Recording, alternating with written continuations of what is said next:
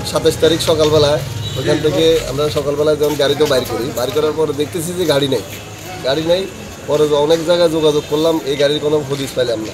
পরে আজকে কুমিল্লা গেলাম, কুমিল্লা যাওয়ার পর আমার এক ভাই বলতেছে ফোন দিয়া যে গাড়িটা পাওয়া গেছে। তো পরে আমরা আবার প্রশাসনকে জানাইলাম, প্রশাসনের ওইখানে মামলা করলাম, পরে এখানে আমরা আসলাম আর কি। 24 সালের প্রথমে মানে এসকারাব হিসাবে কিনছি 3 লক্ষ টাকা দিয়ে কিনি। আমি এটাতে অলরেডি 4.5 লক্ষ টাকার কাজ করাইছি। তখনও গাড়িটা কাজ ক্লিয়ার না, আমি টেস্টিংয়ে পারিত নিছি।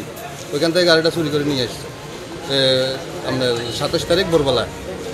যখন মানে খাগড়াছড়ি ডিস্ট্রিক্ট ক্রস করে তখন ফার্স্ট আর্ট হয়েছে, সিসি ক্যামেরা ফুটেজ পাইছি আমার কাছে অলরেডি আছে। তখন যে আমি এদিকে লোকেশন লাগাইছি, আমি অলরেডি আজকে গাড়িটা নিয়ে বাড়েছি, কুমিল্লা ঢুকছি যে আমি চেকিং করতেছি গ্রামে। ওই টাইমে আমার কাছে ফোন গেছে এখান থেকে। চুরি করে আনছে এই গাড়ি হলো খাগড়াছড়ির গাড়ি। সে চুরি করে আনি ডাব লোড দিতে গেছে আমগো দালাল বাজার এই এলপি পাম্পের এই পাশে এই রসুন ব্যাপারী মসজিদ বরাবর এখানে ডাব লোড দিতে গেছে। এখানে যায় সে ধরা খায়। তার গাড়ি সহ 2 জন লোক আটক করে যাচ্ছে স্থানীয় লোকজন। পরে আমরা ঘটনাস্থলে যাই, লোকজন স্থানীয় লোকজন যারা আটক করছে তাদেরকে জিজ্ঞাসাবাদ করি।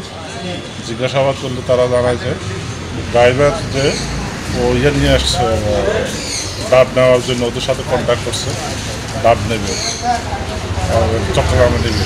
পরবর্তীতে যখন আশা করে ডাব বোঝাই করে, ডাব বোঝার এক পর্যায়ে তখন গাড়ির তেল নেয়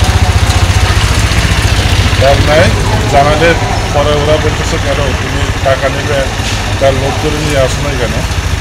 পরে বলতেছে যে তেল নেই, টাকা দিলে তারা জানে। তাদের কথাবার্তা সন্দেহের বিধায় তারা পরে গাড়ির উপর যে নাম্বারটা আছে ওই নাম্বারে যোগাযোগ করলে ওই মালিকে বলে যে আজ থেকে 4 দিন আগে তার গাড়িটা চুরি গেছে। তখন তারা সন্দেহ মালিকের কথা শুনে তারপরে আটক করে।